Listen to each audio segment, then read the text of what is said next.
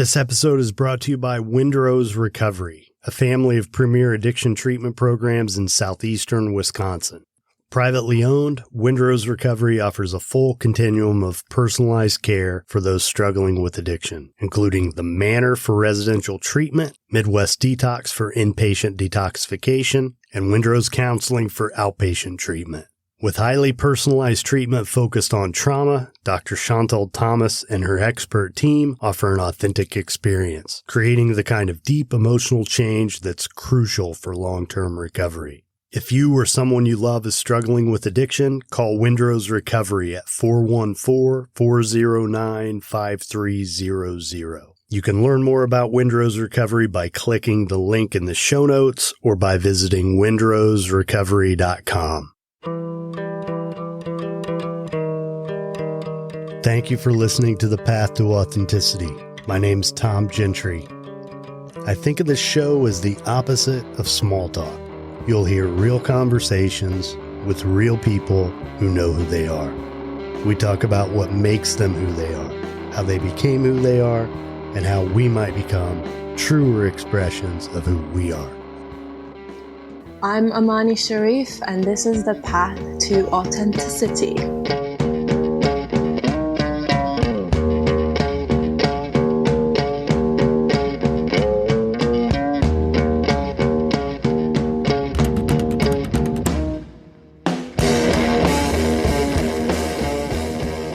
Deep in the Santa Monica Mountains, Her Escape Vortex offers a unique and truly fantastic setting for your next spiritual retreat. The Lavender Garden, the fire pit overlooking the Topanga Canyon sunset, and the Moroccan furnished yurt on this magical property provide the atmosphere for an inspiring and transformative experience. A sacred place ideal for yoga and wellness retreats as well as cleansing and healing ceremony of all kinds, Her Escape Vortex is part of a community of people eager for personal and spiritual growth. Visit thepathtooauthenticity.com/Her Escape Vortex or click on the link in the show notes for more information.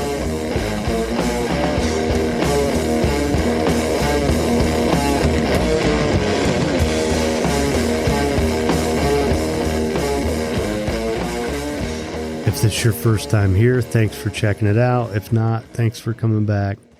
I'm Tom Gentry, and this is The Path to Authenticity.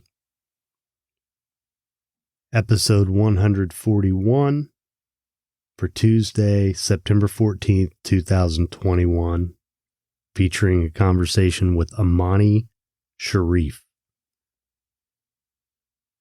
If you haven't noticed, I'm doing a room on Clubhouse Monday through Friday at noon called 20 Questions. I'm using the questionnaire that I designed for guests of the show here. And as often as possible, I'm going to try to have the guest of the particular episode in that room on the day the podcast episode is released. So today, the 14th, Amani's going to do that room with me, and I'm going to go over the questionnaire with her. That should be a lot of fun.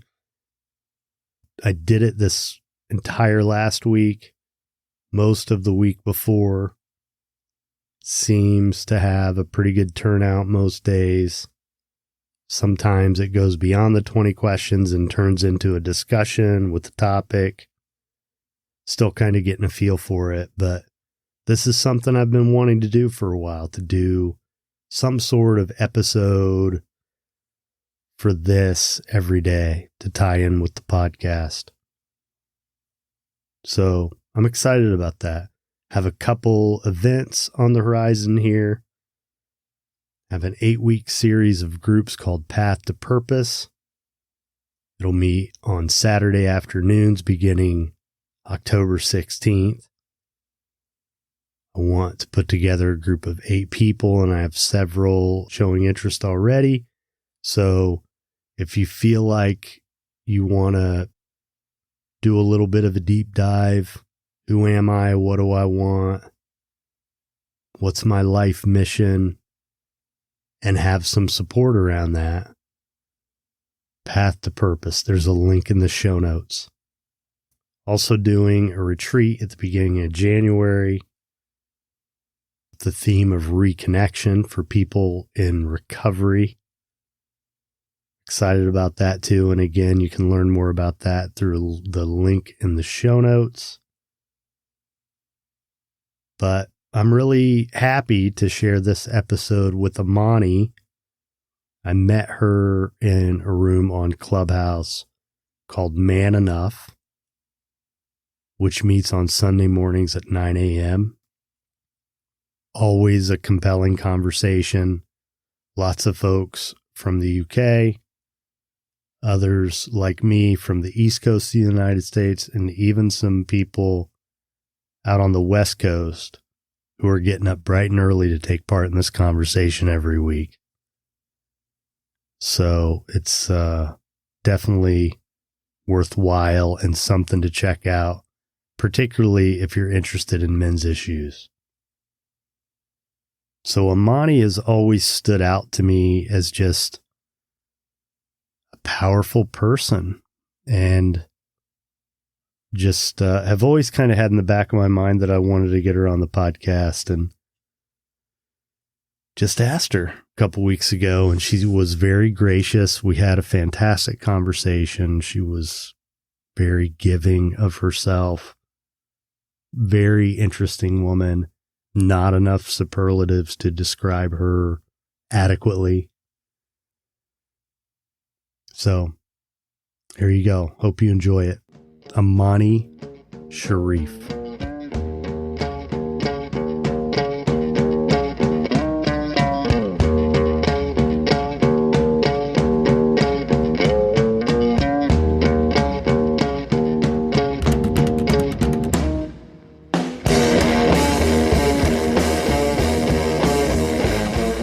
You know, we met in this room, Man Enough, on Sundays, which to me is really interesting because it brings a really nice sort of array of people, both men and women from different cultures.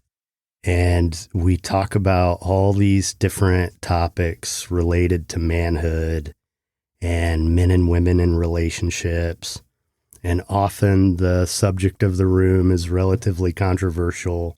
And I think people come into it with a lot of enthusiasm and sometimes maybe a little bit of a chip on their shoulders.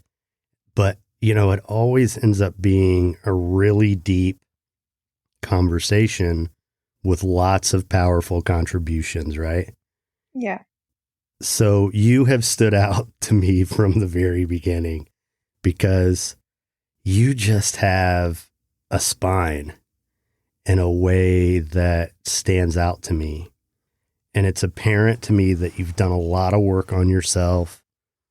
You're a powerful woman.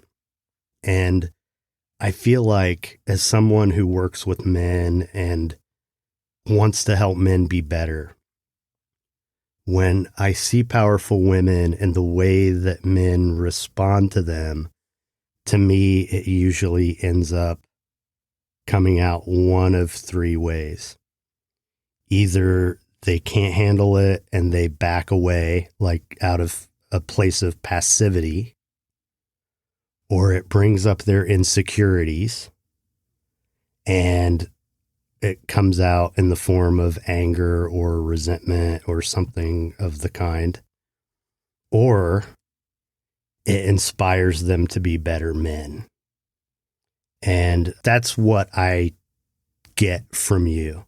When I see you, when I hear what you say, when I see you challenged in that room sometimes, and the way that you stand your ground with some pretty powerful personalities, it makes my heart sing, and it makes me want to be a better man. So I really appreciate you taking the time to do this, and I'm excited to hear your story and just to have you invest the time in this. Thank you.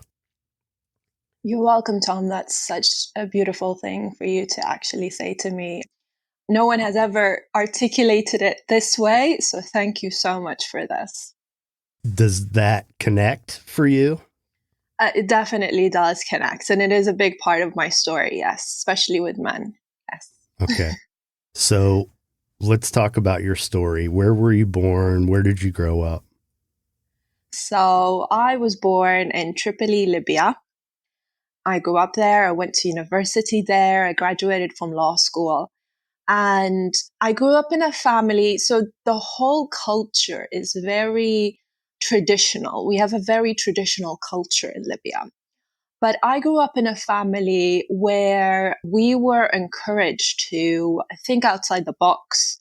We were encouraged to ask questions. We were encouraged to talk about stuff that culturally we weren't allowed to talk about outside of our house, like stuff about religion or stuff about politics or stuff about cultural stuff. So basically all of these things we were very encouraged, and we used to have like these long discussion with my dad and my granddad about a religion and about politics and about all of these different things. So I grew up knowing that I can ask questions, that I could say, that I could speak my mind, that my point of view is valid, it's listened to. But going out to the culture, going outside of my family, going to university, going to school, it was a different story. It was, you're a woman, you can't say this is a red line, you can't speak about this. And people looked at me differently. I challenged them. I challenged the way that they've been raised. I challenged the way that they've been taught. And they fought against it a lot. So growing up in that culture, I had to adapt my strong suit, my way of being, my fighting instinct, if you can call it that. So growing up in that culture, I had to like say what I needed to say and stand my ground and not back up. And also studying in law school and studying law was a game changer for me and my personality, because I was dealing a lot with men. And in my culture, women are looked at differently. Women are looked at that they are very weak creatures, that they shouldn't be speaking over a man, that a man is, this amazing creature that you should always respect and it should always have the last word. And I always fought against that. So for a very long time, I was fighting against men, and I got to a point where I hated men because I didn't feel respected. I didn't feel like my point of view mattered. I didn't feel like my voice was heard. So I was like, no, this is not right. And the whole fight between men and women was really big for me. And that, of course, affected my personality, affected my relationship with men, big time affected my relationship with men. And I didn't understand men. I didn't understand why would a man have this thing of like, I am better than you. I am worth more than you. So me not understanding that was like a big trigger for me. So I started from a very angry place, and I could say that I had to work a long time on myself to find compassion and to find understanding for men, and to really learn to appreciate men and to see them as, like, they're with us, they are our partners, they're not our enemies. We shouldn't fight against them, they should be with us. And it took me a very long time to get to that place. But yeah, this is where I started. So what was it that got you there? Failed relationships, a lot of failed relationships. And after a while, when you start your self-development, when I started my self-development journey, I started to, instead of blaming others, I started to really look at myself and look at my behavior and look at the way that I'm thinking. And once I started to do that, I found out that I was coming from a very angry place. I was coming from a place of like, I'm right, you're wrong. you should listen to me. I know better than you. You are not more important than me. I am more important than you. And instead of taking it to a place of partnership, I took it to a boxing range, basically. So this is where I started to really listen, and I started to change, and I started to transform. And then what? And then it's been a very transformative, I would say, because after looking at this for myself, I got to grow as a human being. I got to understand myself more. I got to be able to make an impact, because when I was coming from anger, even though I was saying valid points, no one was listening to me because I was coming from anger, because people would just like react to you. But when I started to really work on myself and transform myself, I started to come from compassion. So even if I say something, people are more likely to listen to me. So I start to make an impact. I start to make a difference to other people. In terms of relationships, I used to really think that there were no good men out there. Now, really, I used to believe that. And since I gave that belief up, the men that I used to think, this is a funny thing that happened, right? The men that I used to think are bad men transformed inside of me, transforming my belief. And they became better men. I'd be shocked sometimes to really see how if you change your point of view of someone and give them this space to really show you who they are, how much they could actually change for you as a person. So for me, I really started to see a lot of really great, good men out there, but I'm still struggling with understanding men. And this is where the Sunday morning room came along, Tom. So me and Trey and Inas will always hang around and talk about relationships, talk about men and women. And Trey will always give a perspective from a man's side. And inside of these discussions about men and women and relationships, we thought like, okay, we need to start a room just so men can actually share authentically what's going on for them. But for me, the reason why I started the room was because I really wanted to understand men.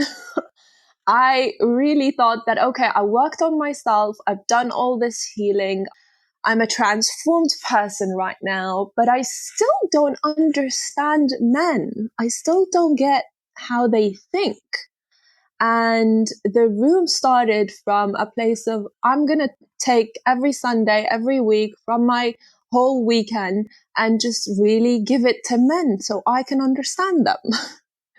And it's been doing really, really great. It's been doing wonders for me. So if there's one thing that stands out that you've learned from this, what is it? That men and women are completely different. Completely different. And we are fighting to find a way to communicate to each other and live together in peace. That's the biggest take. What you were talking about, your change in perspective, is really interesting. It brings to mind a couple different things. The first one is that, whatever we focus on magnifies. Yes. So when you're seeing the good in a human being, you see more of it. Yes. But also when you're angry, and that's the energy that is emitting from you, people instinctively pick up on that. But when you're coming from a place of love and compassion, they respond in an entirely different way. Yes. So that's part of what's going on. So do you feel understood as a human being? Do I feel understood as a human being? specifically as it pertains to these matters. And you mean, do I feel understood in relationships? As a woman with men, your perspective, because I've gotten the sense from you, just in some of the messaging that we've had back and forth, Yeah. that you have a lot of love to give. And I wonder if you're afraid that people don't see that. I think that, okay, so how I come across to people is that I'm very, what's the word that I could use? I'm very feisty. I've been called that a million times. How I come across to people is that I'm very fiery, basically. And I think what I could say about that is that it really comes from my culture and from my language, because I English is my second language, so I grew up speaking Arabic, and Arabic is completely different than English. So when I'm in my brain translating stuff from Arabic to English, it comes across very blunt, because our language is very blunt. It's very straight. For example, we don't say please and thank you. It's not something that we use in our language, in our everyday language. So for me, I think people mistake me just coming from a different culture and speaking different language and all of those, and just think that I'm just being fiery, or I'm just being loud, or I am just being righteous. And sometimes I am, don't get me wrong. Like sometimes I can be very righteous, but it all comes down from a place of love. But sometimes it's harder for me to bring it across to people because of the culture and the language barrier. It just doesn't translate that way, if you know what I mean. Mm-hmm. So yeah. You do feel somewhat misunderstood then. Yes, I do. Definitely I do. Well, I'll tell you that I've never thought, man, she's really angry. Or she's way too feisty. Or, I mean, if you're really perceptive about how people talk and you're really, really listening, I mean, you can tell. You can tell when someone's coming from an angry or a resentful place or an apologetic place or whatever. Just like you can tell with some of those people in that room. I mean, there are people in there who have chips on their shoulders in certain ways. Yeah. Or interesting perspectives, or you can tell from what they share that their orientation and their life experience has injured them in certain ways and has made it very difficult for them to trust and very cynical in some ways about relationships, about the opposite sex. Yes. But personally, like, I've never gotten any of that from you. Well, that's great. All I've gotten is that you might not feel as understood as you would like to. Yes. All right. So you're an attorney. I'm a law graduate. And so what are you doing? So this is like a really long story. So when I came here to the UK, I came here after I finished my law school back home in Libya. So I came here in 2015, not that long ago. And I was looking for like what would be my next step, because I knew that I didn't want to do law. I knew that I loved studying law, but it wasn't something that I wanted to work on. I'm more of like a people person, and me sticking on a desk doing paperwork is not something that I would love to do. And I don't know if it's the same thing in America or not, but here in the UK, you have a barrister who goes to court, and then you have a solicitor that does all the paperwork, basically. So for me to become a barrister and do what I really love, I needed to study more. I need to study from the beginning. And I wasn't prepared to do that for 5 years. So I was looking for what is my passion? What do I love? Okay, so now I escaped a war-torn country. I'm trying to build a life here in the UK. I'm trying to start from zero. What is it that I'm really passionate about? And this is where I started to actually discover myself and do a lot of self-development. And that made a massive difference to me. So I started in sales. So I was like, okay, so let me just find a job. The first thing I need to do is just find a job, any job, whatever it is, just let me do something. So I started in sales, and then I started working with niche beauty brands, and I started growing and scaling their businesses in shop floors. And so once I started to be very, very, very successful in sales, I actually fell in love with sales. I was like, oh, I can convince people to buy something and I'll get a lot of money. That's easy. And so I was like, okay, so what is my next step? I did the beauty consultancy for 3 years. And after that, I was like, okay, I need a new challenge, because there wasn't anything that it wasn't helping me grow. It was the same thing over and over again, just taking brands, growing them, and then letting them go and taking new brands. So I was like, okay, I love working in real estate. I've never worked in real estate day of my life that time, but I was like, I love pretty houses. I really love pretty houses, and I'm good at sales. So let me do real estate. It kind of made sense in my brain, but it didn't make sense outside of my brain.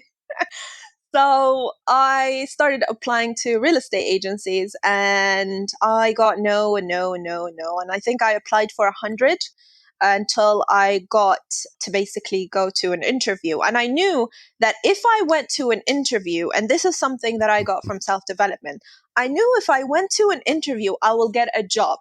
So all I was doing is hoping and praying that I will get an interview. That's all I wanted. And I went to an interview, and of course I got the job. And I started in real estate, and I didn't know anything about real estate. It was so crazy. The reason why I wanted to do real estate is because my family has a portfolio of properties here in the UK, and I wanted to manage them. And I spoke to my dad, and I was like, Dad, I want to manage our properties. And he was like, hell no, you're not getting any close to our properties. And I was like, why not? He's like, you know nothing about the industry. Like, what do you mean I'm going to let you manage the properties? I'm like, okay. So I wanted to learn from an estate agency to manage my dad's portfolio. That's all I wanted back then. So as I started learning about the industry, I knew that it was way more than what I thought it was, way more than pretty houses and just showing them around and selling them to people. So I really fell in love with the industry, and I was like, okay, this is what I want to do. So I worked at a real estate agency for a year, and then actually a year and a half, I think. Yeah, a year and a half. And then COVID hit and I was made redundant. And then after COVID, after the lockdown faded away in summer 2020, a colleague of mine who worked with me in our estate agency called me up, and I was just checking up on him, seeing how he's doing. And he told me, I'm going to start my own estate agency, and I would love for you to be a partner in it. And I was like, hell yes, I'm going to be a partner in it. So this is how I came to become a partner at the estate agency. And we're doing really, really well. I'm really proud of everyone on the team and how they're working. We're doing amazingly. So this is basically my main bread and butter, as they say here in the UK. And then I started my own beauty brand in the lockdown. And this is something also I've been very, very passionate about for a very long time, since I was working with beauty brands and the beauty industry. And it was something that me and my best friend will always talk about, but we could never really find the right time to create it, because I would always be busy doing something or working full time or doing something. So when the lockdown hit and I was made redundant, it was like kind of a now or never kind of thing. It was like, okay, so we're just sitting at home doing nothing. How about we start planning our beauty brand? And she looked at me and she was like, "You're crazy. No one's buying beauty products right now. It's a lockdown. We can open a mask company that will bring us money." And I was like, "No, let's just really do this. Let's really think about it and really do it. This is not for now. This is long term. We've always been thinking about it for years now, and we haven't really done anything about it." So we actually started the business plan on a tissue in the park after a run in the lockdown. And it's doing really great, and it's doing amazing. And I'm really proud of the progress. I mean, with all beauty brands that you have, with a very, very, very hard industry, we're doing really well. It's really interesting to me. You know, you did the questionnaire, and, you know, I always ask people, what is the one thing that you've consistently struggled with over the course of your life? And of course, for you, it was relationships with men. Yeah. Yet, in this business setting, you get on the phone with this guy who is very direct and clear about, I want you to be my partner. And you're like, yes. Yeah. And it's easy and it works. Yeah. So what's the difference to you? What's the difference? I really don't know, Tom. It's such a great question that you asked me this, because in real estate, it's a man's job. Like, you don't have a lot of women working in real estate here. And so I get along with men very, very, very well. Like, they respect me. I have a seat at the table all the time, even though that I am the youngest partner in that firm. And my points are valid and listened to, and my voice is heard. And it's been like this for all my life. So basically, in university, and this is something I found very, very funny, when I choose my subject, I will always choose a male professor, not a female professor, because I have this belief that with a male professor, I will always pass. Because one time I didn't have a male professor and I failed a semester, I failed a subject because of that. So I will make sure that I always have a male professor. My male friends love me. They absolutely love me. And I don't understand, why does it, when it comes to relationships, everything changes. I'm not in the source of it yet. I haven't discovered it for myself yet, because I talk to men. I'm really good with men. Men trust me a lot and they respect me a lot. But when it diverts to a relationship, everything changes. Let's go back to this. The woman you didn't pass, it was a woman. Yeah. What was that about? Because to me, the thought that you would even consider whether it's a male or female professor, because you're smart. Why does it, you're going to pass either way. Why? So what was it about the woman? Was she intimidated by you? Here in the UK, it doesn't happen. But back home in my culture, women find it difficult to be with women who don't represent their culture or don't represent their values or how they've been raised. It's very difficult for them to be around someone different, basically. So with men, I really don't know. I always felt like men appreciated me, and they appreciated my intelligence. They appreciated how I speak. And I don't know, I'm not sure about this, but I think it comes from my really masculine energy, because I'm a little bit going into trying to understand my feminine energy. But when I was back home, I was very into my masculine energy. And I think, I'm not sure about this, but I think they feel safe about me because I make them feel like I'm one of the guys. Like, I'm not a girl. I'm just one of the guys. And they were like, oh, okay, it's fine. She's cool. She's one of the guys. She understands us, even though I don't understand them at all. But I make them feel like they understood. So I'm not sure what it is, to be honest, but this is my perspective, and it's probably just a belief that I had, and it had nothing to do with reality, and I just made up a story about it, and I lived inside my story as it's the truth, that if I don't go with a male professor, I will fail. Probably it was a story that I made up, but this is how it was. I've always been really good with men. Well, it's funny. You remind me of what I saw as a compliment that I paid to. I've only said this to one other woman in my life, and she took it as a compliment. And I can say the same to you, that you're more of a man than a lot of men I know. I mean, Yes.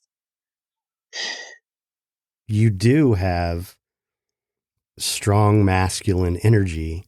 So, just the nature of romantic relationships, they are where we are closest to the heart. It's the deepest and most vulnerable we get with anyone.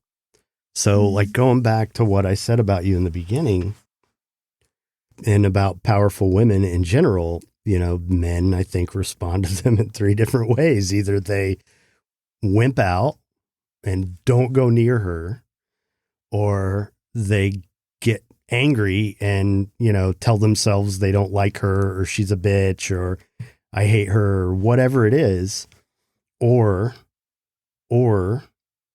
they feel called to be better, and she brings his power out, it welcomes the power out, which that guy's harder to find. Because he has to have done his own work.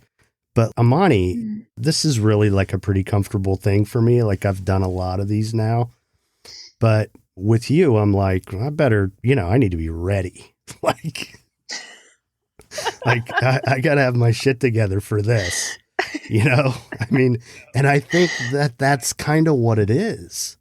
Yeah. The expression of you better come correct to Amani. That's what comes to mind for me. Like you better have your shit together if you're going to come to this woman and try to really, really connect with her, because she's nothing to be trifled with. And I think a lot of guys just don't want to mess with that. It scares them. Yeah. Yeah. It is, to be honest, it is scary. It is scary to be around someone that, like, if you think about it, right? The most amazing people in our lives, the people that really made a difference to us, were not the people that let us get away with shit. Right. They're the people that really stood their ground and told us, like, you're full of crap, like, shape up. Right. And we might not like it. Like, it might really be something that we really truly hate, but it's the love-hate relationship that we have with it that makes us grow. And I think that's what happens in most of my relationships. Like, all of my exes, I am very, very, very good friends with them.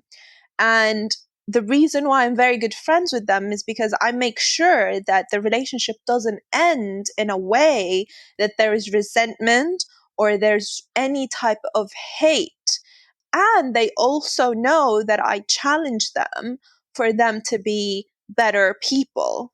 I challenge them for them to grow as human beings. And I really truly believe that I help them heal. I really do believe that I really help them heal. And sometimes you can't be with that. Sometimes you're not ready for that in your life, but you will always appreciate it. Well, I'm glad to hear you say that you understand that about yourself, because that's such a gift, right? To be that force in someone's life, that you're a catalyst for healing. And that's one of the things about when, as human beings, when we're triggered, that's like a tell for where we need to do our work, right? That's what we're talking about. Yeah.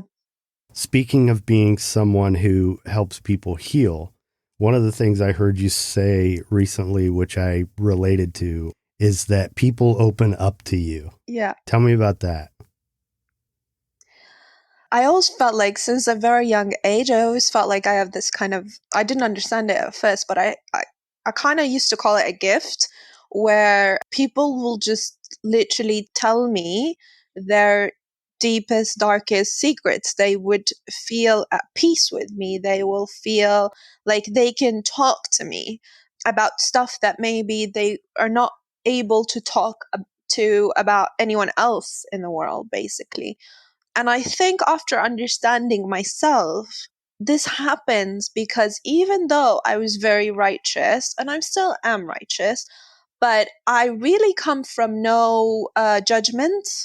I come from literally no judgment. I really believe that everyone deserves to live the life that they want and live a happy life and be the person that makes them happy. So when I listen to people, I don't listen from you're wrong and I'm here to fix you.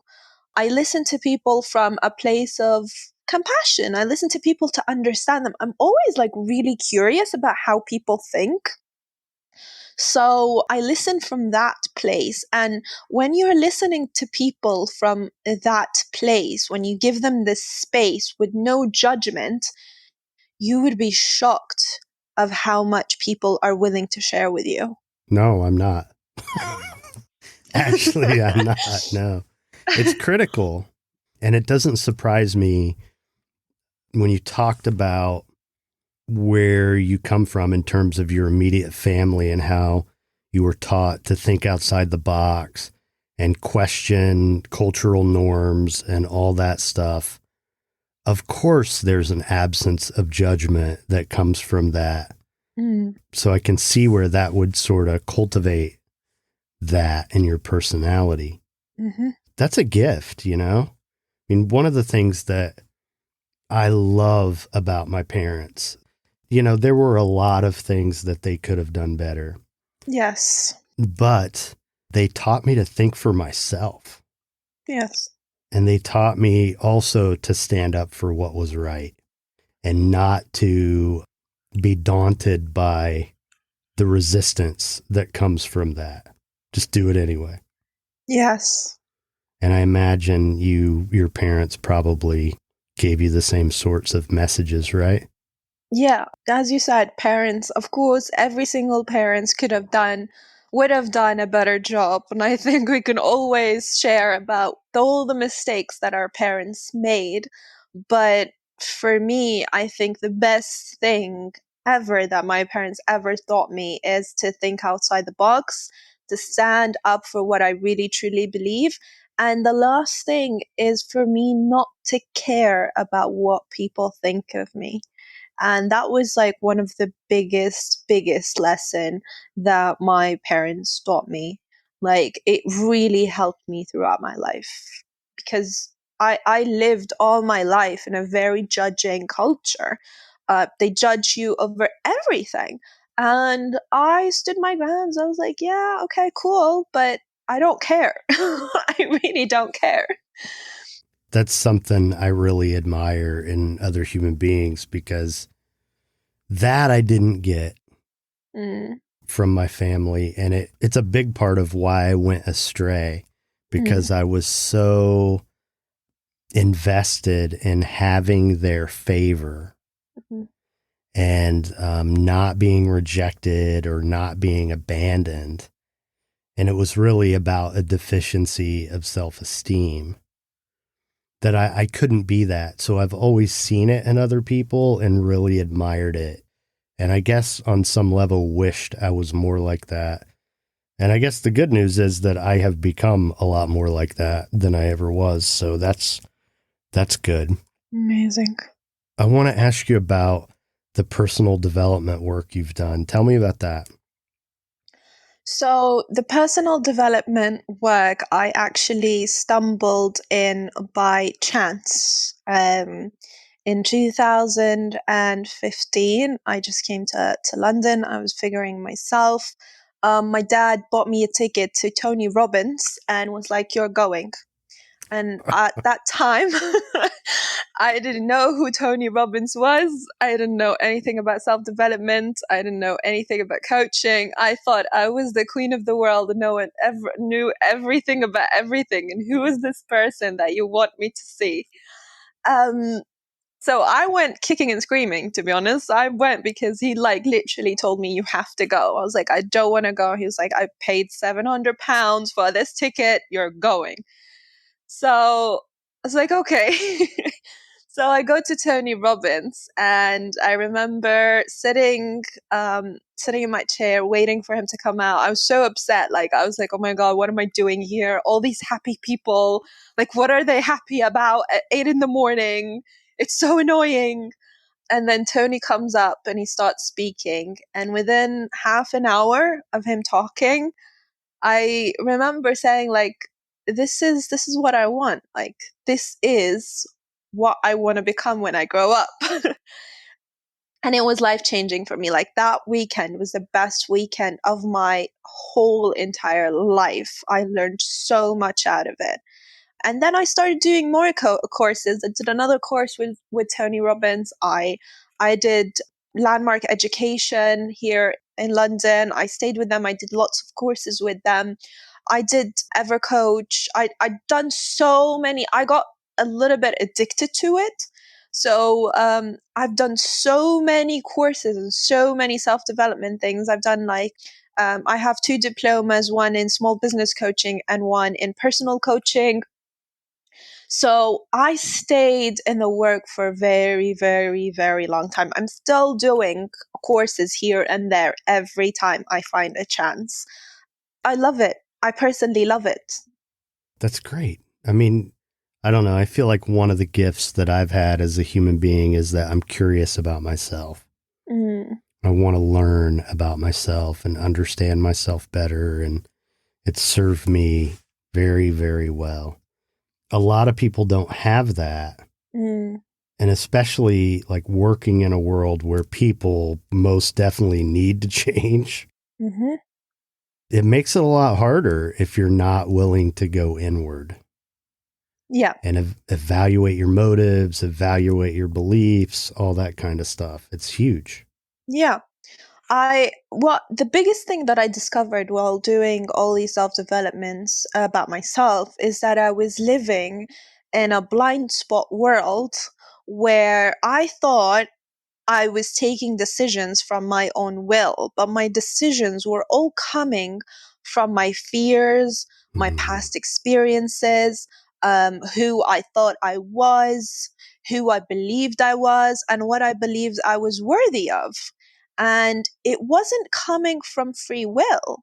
So this is the biggest lesson that I could have ever learned while looking into self-development and really working on myself. Yeah, there's a Carl Jung quote. Until you make the unconscious conscious, it will direct your life and you will call it fate. Yes, that's so true. So true. Okay, so what's the big belief that you have been able to counteract that stands out to you from all this work that you've done? I wouldn't say there's one big belief, but there's always beliefs about every single aspect of my life that I had. About, let's say about work. I had this belief that I could never compete in a city like London because I'm not a graduate from a university here. I sound like I speak good English, but my English is very bad. And there are so many people better than me for the job. It's such a competitive city that I will never be able to compete in it. And that was a belief that I had. When I came and started looking for work, I was like, how am I ever going to find work in the city? And then what I really found out is that I have so many different things that could be like a superpower. Yes, I don't speak good English, but I'm a good salesperson. I can convince people to do stuff. Yes, I didn't graduate from from school here in the UK, or I didn't graduate from university, but who cares? where I graduated from, because here they don't really care about where you graduated from, as long as you have experience, as long as they like you as a person, as long as they think that you're fit for the job. So for me to be able to apply to 100 real estate agencies and get for one interview, like all I wanted was one interview, is a big thing that I had to shift a lot of beliefs for, because after rejection after rejection after rejection after rejection, a lot of people will be like, yeah, I can't do this. This is not possible. And I've seen people quit after just applying to 2 or 3 jobs. They're like, no, I can't do this anymore. I'm like, no, that's not going to stop me. I'm going to get that interview. And when I get that interview, I promise you, I'll get the job. If you remind me, I have a friend. He was one of the first people I had on the podcast. His name's Spencer Reese, and he's a poet. And I met him maybe 6 or 8 years before he published his first book. And he spent 10 years trying to get a book published and just got rejection after rejection after rejection.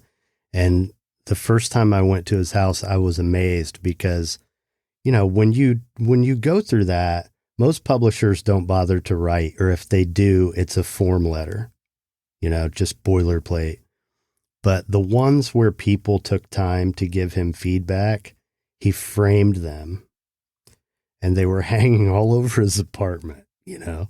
Yeah. And he just kept writing and he kept submitting, and it took 10 years, but it got published. And then he got a Guggenheim Fellowship, which I don't know if you know what that is, but it's a huge artistic accomplishment in the United States. And then he got a Fulbright scholarship, which is like, you know, both of these, they pay you to go do what you do. Just here's money, go live, produce more art. And it's, you know, really the pinnacle of artistic life in the United States.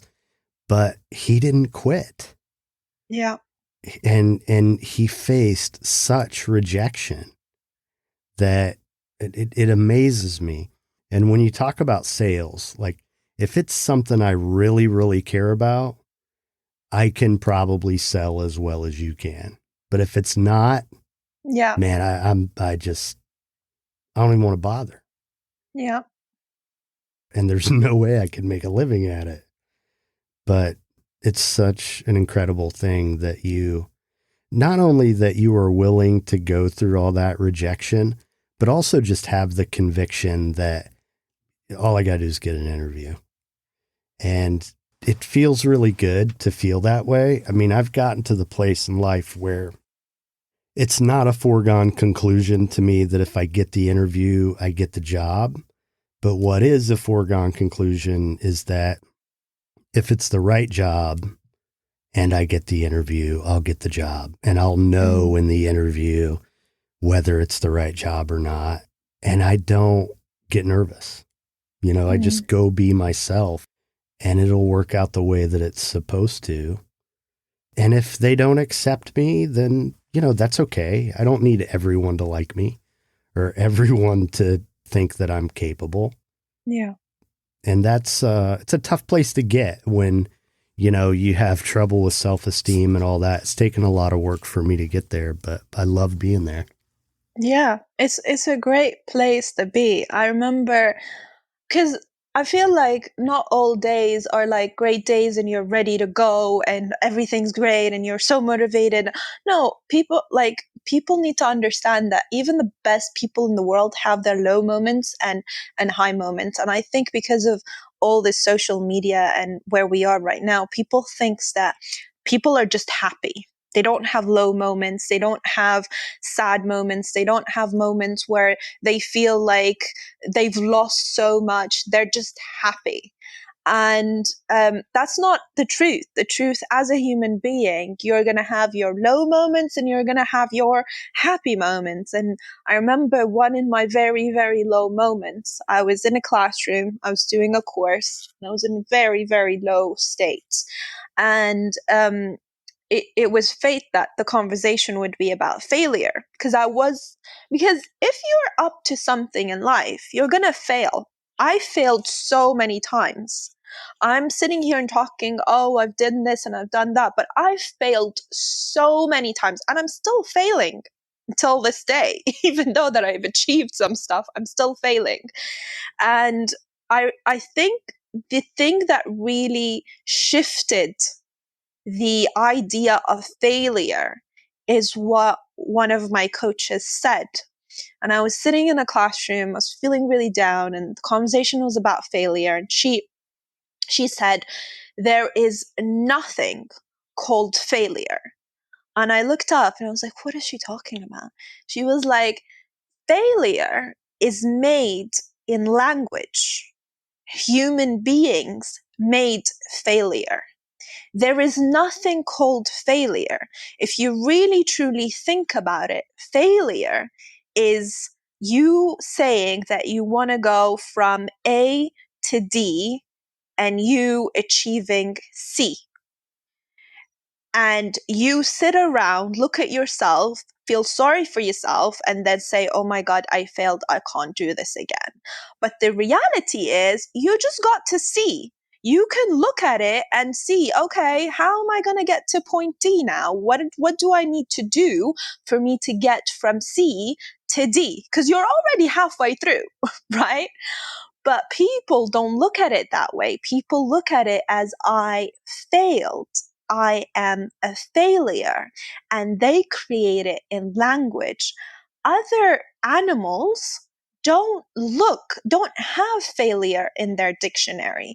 If you look at the lion who's trying to feed his baby lion children, running after a gazelle and not catching it, doesn't really crumble into a ball and say, oh my God, I failed. My children are going to die. No, he goes and runs after another one and another one and another one until he gets the gazelle and feed his children. But we love to just give ourselves names. I am a failure. I am this. I am that, to stop us from achieving our true potentials. So when I heard that, I was like, oh my God, this is gold. This is the best thing I've ever heard my whole entire life. And I stopped looking at it as failure. I literally stopped saying that I failed in life. Yeah, well, I going back to the idea of you struggling with relationships, I hope that you see that the one that really counts, the relationship with yourself, man, you got it. Like, you got it down. And the rest is just whether they fit, you know? Yeah. That's what I see. And that's what I believe. And I hope that that absence of judgment that you have with other people, that you can give yourself a little bit of that too, because, you know, I don't know. I mean, I think you're incredible.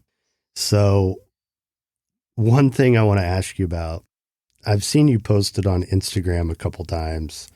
Yeah. This idea that you don't know how to flirt. Like, what the hell are you talking about? What is that about? Oh my God. Okay, so this is another story. So I used to think that I was a good flirt until my friends were like, what the hell is Well, this? you know, I think about that. I mean, what do you mean? Why does she have to flirt? Don't say anything. Just be you. Just be you, yeah. No, this whole idea of flirting came from a friend of mine is really, really great with men. Like, she's really got it nailed down with men. She understands men very, very well. And sometimes it's hard for people to actually believe this, but I am a very, very shy person. Like, in person, I'm very, very shy. And I remember when we used to go, like me and my friend would go out to a place, and then I would see a guy I like, and I'll be like, oh my God, I can't even look at him now. And my face turns red.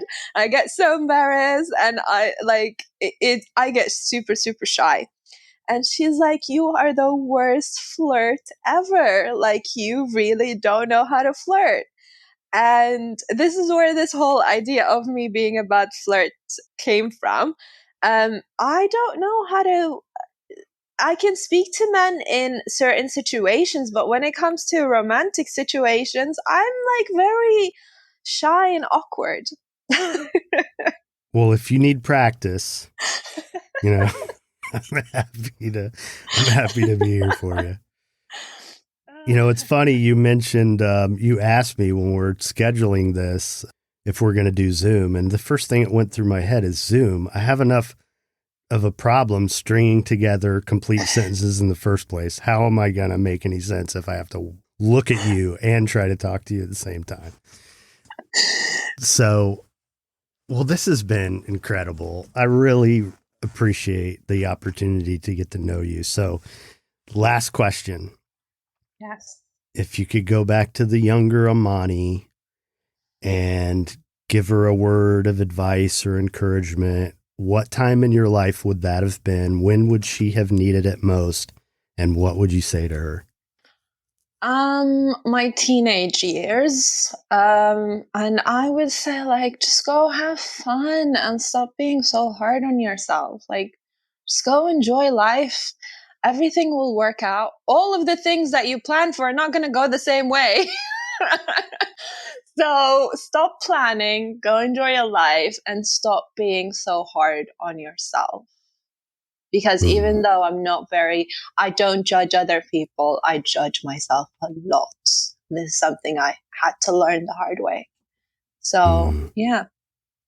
Well, listen, we talked about maybe you don't feel as understood as you could, but just so you know, I get it. I see it like clear as day.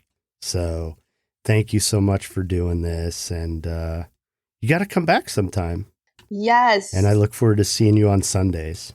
Yes. Thank you so much, Tom. Thank you. You're welcome. And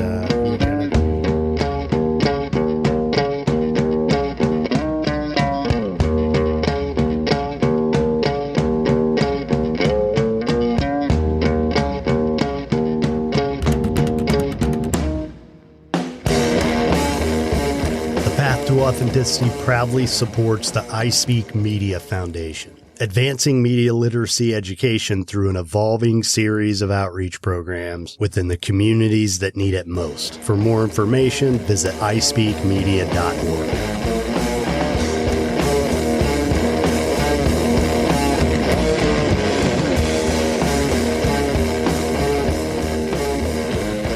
All right, there you go. That's Amani. Great woman. So please leave a rating or a review at Apple Podcasts, Podchaser,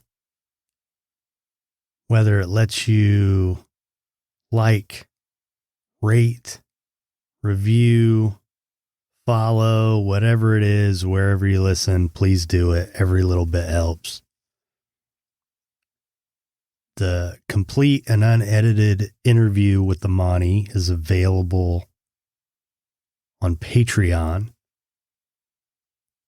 as well as early access to this and every episode for as little as $1 a month. Visit patreon.com/thepath-to-authenticity.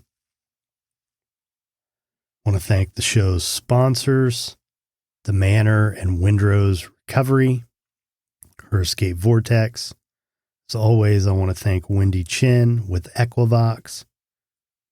Thank the band Punk Rock Opera, whose songs you hear throughout the show. Their music is used with permission from the artist and under a Creative Commons license. Visit thepath-to-authenticity.com. If you know someone who'd enjoy an episode, please share it with them, forward it.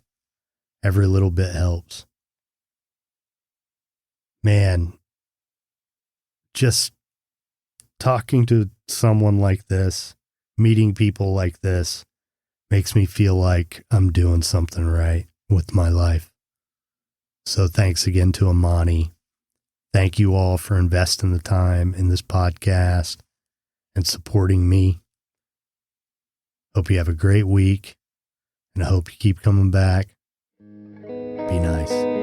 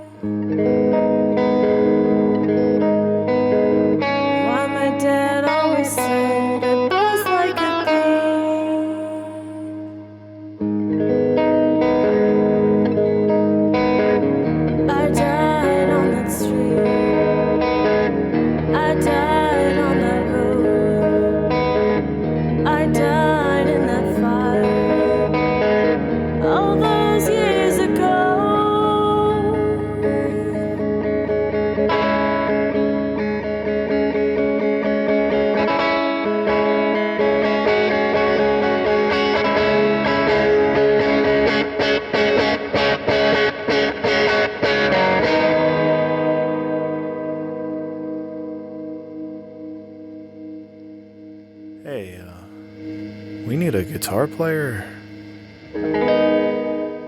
This episode was brought to you by Equivox. For digital marketing or web design services, visit equivox.com.